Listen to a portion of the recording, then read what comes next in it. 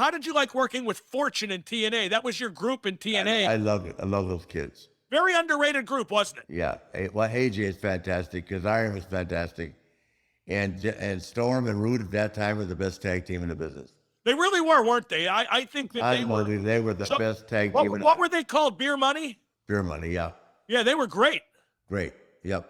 You know, it's sad because I felt that period of TNA had some really great moments and it's largely overlooked. We did, but then along came, I don't know how they got Russo and Eric in there. Come on.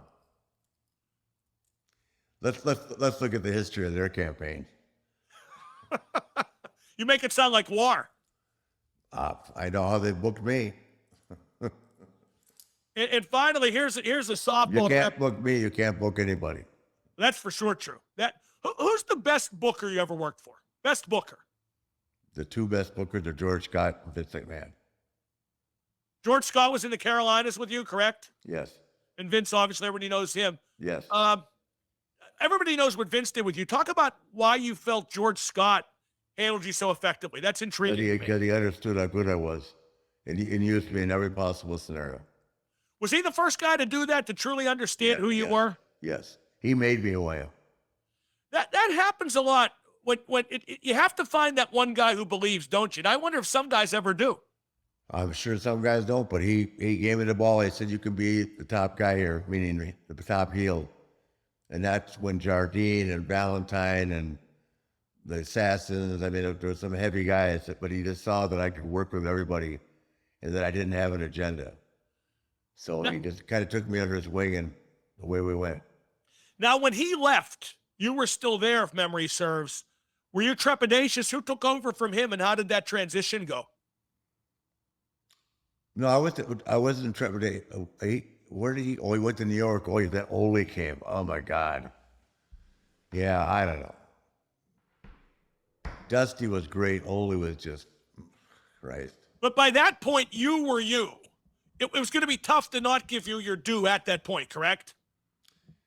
Yeah, but where Dusty was very contemporary, Ole was just he never got away from thinking like her.